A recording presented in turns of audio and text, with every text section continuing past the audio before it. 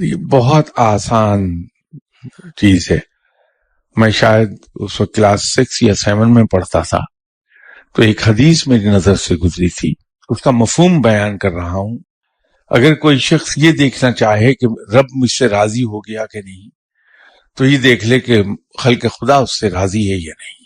اس حدیث سے 2 چیزیں ہمیں مل جائیں گی. ایک تو یہ جو سوال ہے کہ رب راضی ہوا کہ نہیں ہوا، تو یہ انڈیکیشن ہے کہ خلق خدا اس سے راضی ہونے لگتی ہے.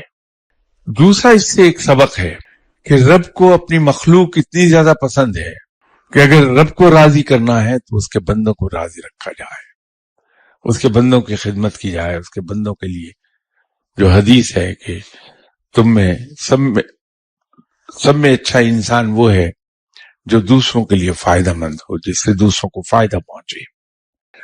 تو ہم میں سے سب سے زیادہ بہتر شخص وہ ہے جس سے دوسروں کو فائدہ پہنچے، خلق خدا کو فائدہ پہنچے. یہ حدیث ہے. اور ہم میں سے سب سے برا شخص وہ ہے کہ جس کے شر سے مخلوق خوف زدہ رہے. یہ بھی حدیث ہے. تو یہ ان دونوں احادیث کو اور تیسری اس حدیث کو دیکھیں اگر ہم ملا کے، تو اس سے ہم ایک نتیجہ نکالتے ہیں کہ اگر ہم نے اپنے رب کو راضی کرنا ہے تو اس کی مخلوق کی خدمت کی جائے، اس کی مخلوق کے لیے فائدہ مند ہو جائے ہم، تو رب راضی ہو جائے گا ہم سے.